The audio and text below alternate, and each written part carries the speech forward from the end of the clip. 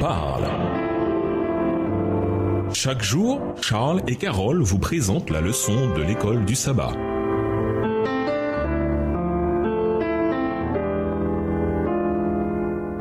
Bienvenue dans votre émission Dieu nous parle. Nous voilà lundi 11 avril, le sermon ou la loi. Certains chrétiens voient le sermon sur la montagne comme une nouvelle loi du Christ, celle qui remplacerait la loi de Dieu. Ils prétendent qu'un système légaliste a désormais été remplacé par un système de grâce, ou bien que la loi de Jésus diffère de la loi de Dieu lui-même. Ces idées sur le sermon sur la montagne sont fausses. Que nous indiquent les textes suivants sur la loi et indirectement sur l'idée que la loi, c'est-à-dire les 10 commandements, aurait été remplacée par le sermon sur la montagne.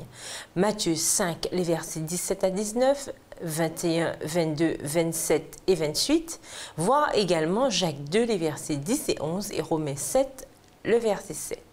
Matthieu 5, les versets 17 à 19, 21, 22, 27 et 28.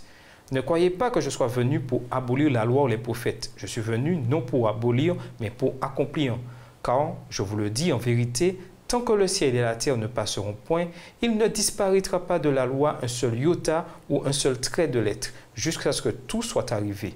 Celui donc qui supprimera l'un de ces plus petits commandements et qui enseignera aux hommes à faire de même sera appelé le plus petit dans le royaume des cieux, mais celui qui les observera et qui enseignera à les observer, celui-là sera appelé grand dans le royaume des cieux. Versets 21 et 22.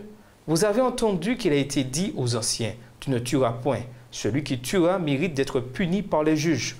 Mais moi, je vous dis que quiconque se met en colère contre son frère mérite d'être puni par les juges, que celui qui dira à son frère Raka mérite d'être puni par le Sanhédrin et que celui qui lui dira insensé mérite d'être puni par le feu de la géhenne. Versets 27 et 28. Vous avez appris qu'il a été dit, tu ne commettras point d'adultère. Mais moi, je vous dis que quiconque regarde une femme pour la convoiter a déjà commis un adultère avec elle dans son cœur. Jacques 2, les versets 10 et 11, « Car quiconque observe toute la loi mais pêche contre un seul commandement devient coupable de tous. En effet, celui qui a dit « Tu ne commettras point d'adultère » a dit aussi « Tu ne tueras point.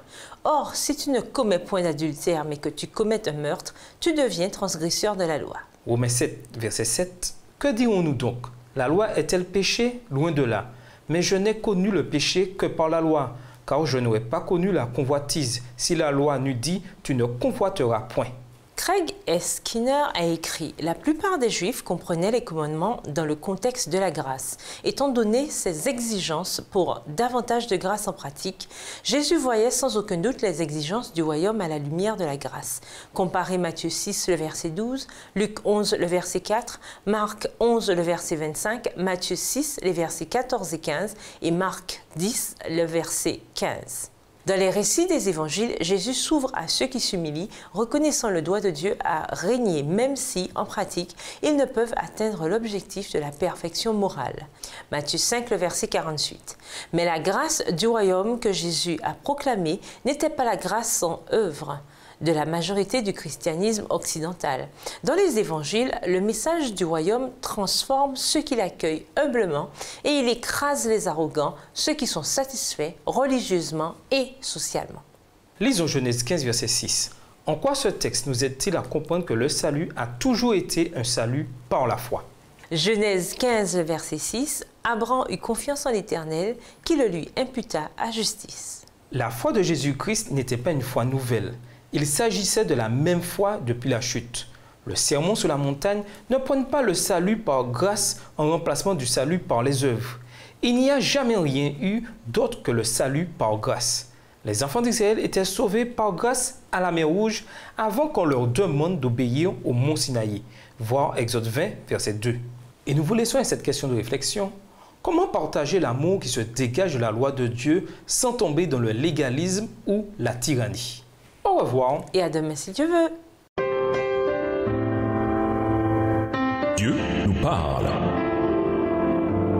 Chaque jour, Charles et Carole vous présentent la leçon de l'école du sabbat.